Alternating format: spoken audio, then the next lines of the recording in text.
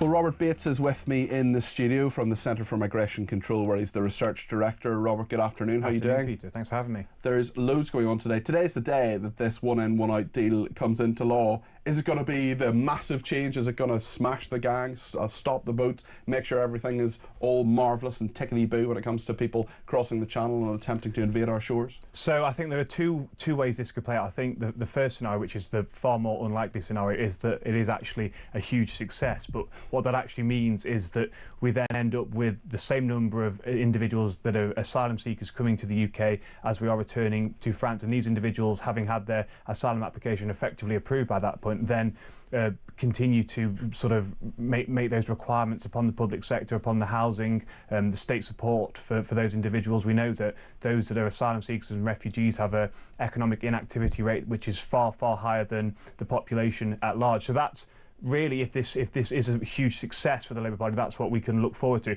The far more likely situation is that this will amount to absolutely nothing. The numbers that are being touted of about 50 individuals per week being sent, which really does amount to about across each year, and it doesn't really start to even dent that backlog. And of course, Yvette Cooper said that it won't exist to those individuals that are already here. It will just start to try and alleviate some of the pressure that those future incoming flows do begin to place on an asylum system that has frankly got out of all control. The amount we spend on the asylum system has increased from under £1 billion in 2019 to over £6 billion last financial year. This is something that I think all parties realise is getting out of control. And the biggest question that we need to be having is whether we can continue to accept 100,000, 108,000 record levels of asylum applications every single year without the pressure just becoming too unbearable.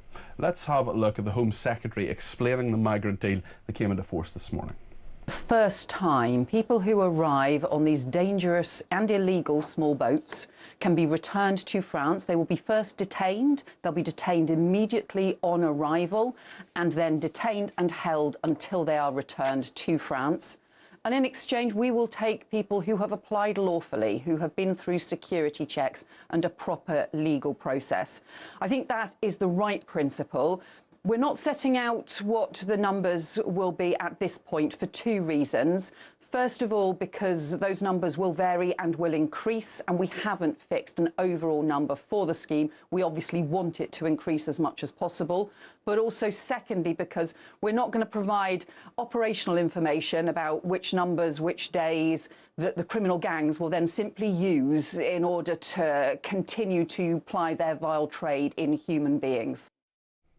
I mean, I can understand why operational detail is not given, but there's still an awful lot of unanswered questions, even in that short clip from Yvette Cooper there from the BBC this morning. It is another plan from the Labour Party, which is effectively a wing and a prayer. And how many times have we seen this since they came into office, where they've effectively come up with this grandstanding? We've had Starmer, frankly, on an absolute jolly, a grand tour across the continent, meeting premiers left, right and centre and saying, well, we've secured a breakthrough deal on this, we've secured a breakthrough deal on that, you know, we're going to have closer collaboration. None of that has amounted to anything. We've also then seen in recent days them making a big deal about this new legislation which would criminalise those that are looking to help individuals break into the UK. That is already a criminal offence. It's effectively a gold plating of existing legislation. And now we have this deal as well, which, you know, does give Starmer the chance again to play sort of the consummate diplomat on the international stage, looking to secure this issue. The problem the Labour Party have is they've completely reorientated the small boats crisis away from where the actual problem is. And the problem is the tens of thousands, hundreds of thousands of people around the world right now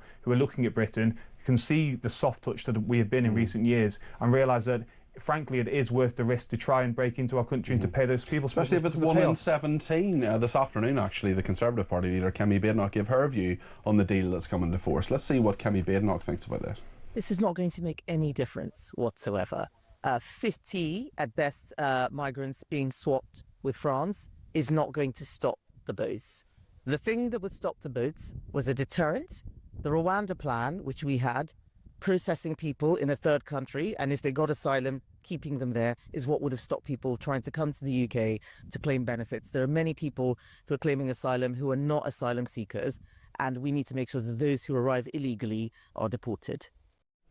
Kemi Badenoch there, the Conservative leader. Robert, you mentioned Rwanda there, and we know that the Americans are actually going to send 250 migrant deportees to Rwanda. In fact, some of the same accommodation, I think, is going to be used that we were originally going to use the UK. Tell us about this. It's painful looking at just how successful the Trump administration has been in actually securing a crackdown on that southern border, and you kind of look at the way he's gone in, and he's been a bit brash, he's been prepared to ruffle a few feathers, and he is actually doing the stuff that the Labour Party would not countenance doing, and that is making a very clear deportation, putting in place a very clear deportation strategy, which not just ensures that those individuals that are in the country illegally are removed, but actually then sends such a clear signal, a bat signal up in the sky effectively to those people looking at Britain and the White Cliffs, and says to them, you will not be able to stay in this country if you do come in here illegally. And Kemi Badenoch was absolutely right that the Rwanda plan is the gist of what we need, and the Conservatives were very right to identify that a third country deportation system is required to put in place a strong deterrent. Fortunately, the Conservatives didn't quite go far enough when it came to, of course, leaving the ECHR and tackling the human rights legislation that was binding their hands really by the end of the government. Hopefully, when we see the review of the ECHR, they realise that actually the position they need to be approaching is that the priority is securing the borders and ending the illegal migration crisis, rather than continuing to play hock to an outdated and outmoded human rights framework. It's interesting what our viewers and listeners are saying, and thank you so much for sending your views in here. Leslie says, I have a good idea. Why don't the French control their borders? Then no migrants will cross the channel. We won't have to play migrant swapsies. Dawn in Chelmsford says, when will our politicians realise that many people don't really want to keep taking migrants, whether legal or not? We need a zero migrant policy until we can sort out our crowded island. Well, that's an interesting thought from Dawn, actually, and I know there's a number of viewers and listeners who think that. I disagree with that in itself, but nonetheless, we're in a situation where we've got Watchdog, one of the top economic watchdogs, saying that actually we can't just rely on migrant labour and the legal side of migrant labour. We've got to start training people here in the UK. We've got to have a better education system. Unsurprisingly, after the Office of Budget Responsibility has said that, a lot of our viewers and listeners and me are sort of saying, well, thanks for catching up with the rest of us here. You know, we've been saying that for years. Where have you been for the last 15 years? And of course, it's not just that the OBR were passive passengers whilst this mass migration experiment was being unfurled in the country. They were actively part of the blob, if you like, that was sort of gripping the mentality of ministers and decision makers. This idea that they were sort of the arbiter of economic and fiscal policy was really something that was always on the back of ministers' minds, especially when it came to immigration policy. And we got stuck in this rut of a really superficial idea of, if the population grows, GDP grows, therefore we're doing well. And that was really one of the biggest contributions, if you could call it that the OBR has actually made to British political discourse, is this infatuation that really emerged with mass migration. They have, thankfully, in the last year or so, had a bit of an epiphany. Of course, they produced modelling last year which showed that actually low-wage migrants coming to the UK on a work visa will be a net cost to the Treasury at every stage of their life, costing us up to £500,000 per person by the time they reach sort of the end of their retirement period. So this is the sort of recognition that even those that have kind of perpetuated a system are starting to have it dawn on them that we can't really continue in a policy where we're allowing in individuals that are taking more from the state than they're actually contributing. I wonder what you make of this analysis by a senior Home Office source telling the Times today that modelling carried out by officials had estimated measures to combat crossings would need to prevent as many as 85% of all attempts in order to destroy the people smugglers' business model. I mean, that is perfectly logical, but 8 in 10 attempted migrant crossings would need to be stopped if they're going to destroy the business model. They're not going to stop 8 in 10 migrant crossings by this scheme, are they? No, and if they're hitting 8 in 10, just stop them all. Just finish that last 2 in 10. But they need to get to that level. This is a situation where you effectively realise that going after the people smugglers is something that is putting the cart before the horse and not looking at the root cause of this issue. Effectively, what this modelling does show is, A, how enticing actually it is for those people smugglers to continue engaging in this trade, and the risks are well worth engaging in, because actually really if there's a failed crossing, it's not them that reaps the consequences. But then also it is the sheer preparedness of individuals that are looking to come to Britain and their willingness to get into hand in glove with these people smugglers and to take those risks, even if the odds are, you know, 7 in 10, 8 in 10. You know, this is something that is real incentive for individuals to come to Britain at this point, and we have to really start to unwind that, because at the moment it is absolutely prolific in the sort of communication networks, and there's a pull factor that does take place when you have an existing large illegal migrant population where they're beginning to communicate with other individuals as well, and therefore the flows continue. We have to break that completely, and again, I'm tired of saying it, but we need a strong deterrent and a strong deportation plan to do that. I wonder what how you contrast the thoughts of Rishi Sunak just over a year ago, this sort of plan, stop the boats. This one that the Labour Party seems to be bringing in, we keep hearing new bits of policy, little bits here, little bits there. I mean, the one, for example, the 5 years for putting something on TikTok, I just think I'd be really interested how many people are actually convicted of that crime in the next few years. This sort of patchwork of ideas, does that in any way start to tackle this problem, Robert?